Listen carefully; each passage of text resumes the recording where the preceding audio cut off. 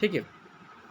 अभी Indian contract act को समझने के लिए हमको कुछ फंडामेंटल जो कॉन्ट्रैक्ट एक्ट कैसे हुआ इसको जानना चाहिए। इसको जानने के लिए हमको कुछ फंडामेंटल डेफिनेशन और टर्म जानना चाहिए, जिनमें से बेसिकली आपको क्वेश्चन आ सकता है। जो फंडामेंटल टर्म और definition of Indian contract act कौन सा सेक्शन में बताया गया है? सेक्शन 2 में। ये याद रखना। सेक्शन 1 है जो इंडियन कॉन्ट्रैक्ट को इंडियन कॉन्ट्रैक्ट 1870 में नामित किया गया। सेक्शन 2 है इंडियन कॉन्ट्रैक्ट 1870 सभी टर्म का डेफिनेशन सेक्शन 2 में बताया गया है।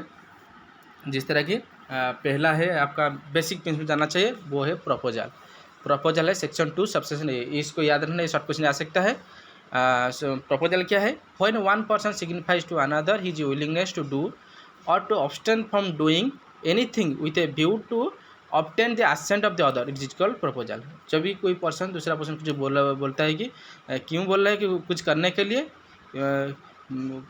बोल रहे हैं, और कुछ करने के लिए और कुछ फ्यूचर में करने के लिए बोल रहा है, मगर वो असेंट जानने के लिए, वो जो मैं करना चाह रहा हूँ वो उसका वहाँ पर इच्छा है कि जो जानने के लिए वो कर रहा है, उसको बोलते हैं प्रपोजल। जिस तरह की मैं सपोज मैं जब बाइक शोरूम में जा रहा हूँ, तो वो शोरूम मालिक मेरे को बोल रहा है इस तरह बाइक है, ये different types of model of गाड़ी है, उसका इतना स्पीड है, उसका कॉस्ट है। क्यों बोल रहे हैं? क्योंकि मेरा असेंट, मेरा इच्छा है कि नहीं, कौन सा इच्छा है कि नहीं जानने के लिए, इसको बोलते हैं प्रपोजल। उसके बाद आते हैं प्रोमिज, वो है section 2 subsection B. When the person to whom the proposal is made signifies assent thereto, the proposal is said to be accepted and become promise. जो जिसके लिए वो प्रपोजल दिया था, जब शोरूम मालिक ने मेरे को प्रपोजल दिया था, जिस तरह टाइप बाइक से अवेलेबल, डिफरेंट कॉस्ट अवेलेबल, जब मैं उसका असेंट देता हूँ, हाँ ठीक है मैं बाइक खरीदने वाला हूँ, उसको बोलते हैं प्रोमिज। ठीक है। उसके बाद है प्रोमिज और अंडर प्रोमिज, जो बोला गया है सेक्शन 2 सबसेक्शन सी। ये सेक्शन काफ़ी इंपॉर्टेंट है। ठीक है। प्रोमिज और प्रोमिज किसको बोलते हैं? The person making the proposal is called promisor. जो प्रपोजल देता है उसको बोलते हैं प्रोमिजर। जिसके लिए जो पर्सन एक्सेप्टिंग द प्रपोजल होता है और जिसके लिए वो प्रपोजल है, इसको बोलते हैं प्रोमिज। जिस तरह की शोरूम वाले के पास बाइक शोरूम जा रहा है, तो शोरूम मालिक मेरे को बता रहा है, तो शोरूम मालिक हो गया प्रोमिजर और मैं हो गया प्रोमिजी। ठीक है। उसके बाद है कंसिडरेशन। कंसिडरेशन का मतलब समथिंग रिटर्न। ठीक है। जो समथिंग रिटर्न दिया जाता है, जो भी कुछ दे सकता है, समथिंग रिटर्न देने का बोलते हैं कंसिडरेशन।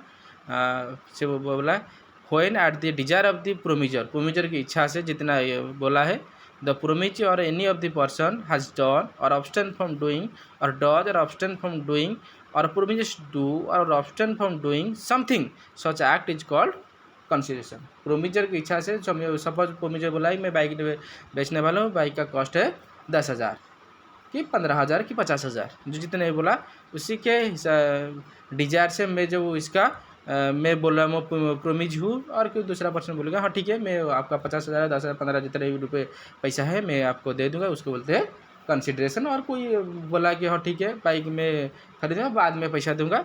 ठीक है। जो भी अभी दे चुका है, अभी दे रहा है और देने वाला है, सभी जाएगा कंसिडरेशन में। ठीक है। उसके बाद आएगा एग्रीमेंट। एग्रीमेंट क्या है? सेक्शन 2 सबसेक्शन ई में जाता है, वो सेक्शन डिस्क्राइब हुआ है। इसका मतलब है every promise and every set of promises forming the consideration for each other is called agreement. एक एग्रीमेंट हुआ होगा और एक सेट ऑफ प्रोमिजेस हुआ होगा, जिनमें से consideration forming consider for each other, दोनों वो कुछ डिलीवर किया होगा, वो भी कुछ दे रहा होगा, इसी को बोलते हैं एग्रीमेंट। जिस तरह के बाइक शोरूम वाला, शोरूम मालिक ने मेरे को बाइक डिलीवर किया, मैं उसका जो पैसा है मैं दे दिया, दोनों टाइप का कंसिडर होना चाहिए, उसी को बोलते हैं एग्रीमेंट। एग्रीमेंट बोलते हैं बेसिकली क्या? प्रपोजल प्लस एक्सेप्टेंस प्लस उसका प्रपोजल दिया है और उसका एक्सेप्टेंस हो गया, तो उसका हो गया प्रोमिज। प्रोमिज के बाद प्रोमिज को जब कुछ कंसिडरेशन डाला जाता है तो उसको बोलते हैं एग्रीमेंट। उसके बाद आता है वॉइड एग्रीमेंट। क्या कौन होता है? जो बोला गया है सेक्शन 2 सेक्शन जी में, an agreement not enforceable by law is called void agreement.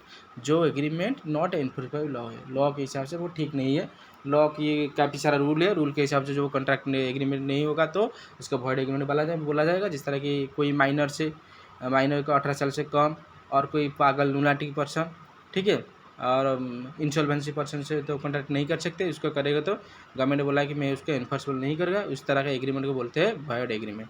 ठीक है, उसके बाद आता है कॉन्ट्रैक्ट।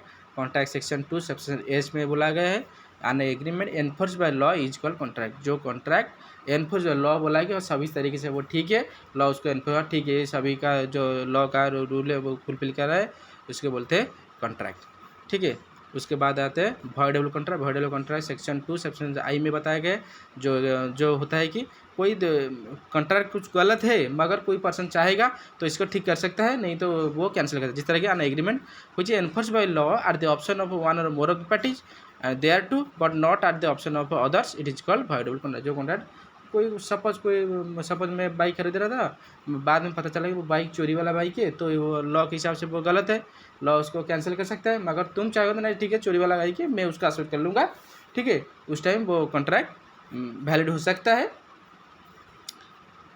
उसको बोलते हैं वॉइडेबल कॉन्ट्रैक्ट। और एक वॉइड कॉन्ट्रैक्ट का मतलब एक कॉन्ट्रैक्ट जो सेक्शन 2 सेक्शन आई में बताया गया, एक contract which is ceases to be enforced by law later on of the contract is called void contract. जो कॉन्ट्रैक्ट शुरू से ठीक था मगर बाद में पता चला कोई वो कॉन्ट्रैक्ट अभी नहीं हो सकता। सपोज मैं बाइक बेचने वाला हूँ, जो बाइक में बेचने वाला तो सपोज वो आग लाकर टोटल डिमोलिश हो गया, तो अभी से वो कॉन्ट्रैक्ट का जो चीज़ है मेन चीज़ है वो भी नहीं है, तो कॉन्ट्रैक्ट अभी का पहले से ठीक था, सभी ठीक था, सभी जो लॉ का रूल सभी ठीक था, मगर बाद में पता चला भाई जो मेन चीज़ के लिए वो कॉन्ट्रैक्ट बनाया गया है वो चीज़ नहीं है, इसको बोलते हैं वॉइड कॉन्ट्रैक्ट। ठीक है, ये अभी जो मैं बता अभी वो फंडामेंटल चीज़ था बिजनेस लॉ का, और दूसरा जो पार्ट है दूसरा वीडियो में आएगा।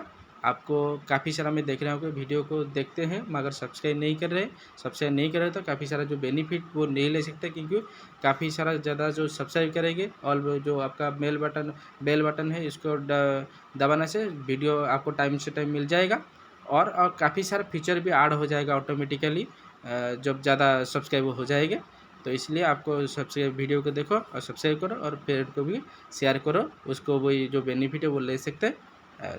थैंक यू आज के लिए, और दूसरा क्लास में देखेंगे अभी जो दूसरा पार्ट है, और आपका अकाउंट्स का भी काफ़ी सारा टेक्निकल अच्छा चीज़ जाएगा जो आपको जर्नल करने के लिए अच्छा होगा। इसी वीडियो सभी के लिए बेनिफिट है, तो इसको लाइक करिए, सब्सक्राइब करिए और दोस्त को शेयर भी करिए। Thank you.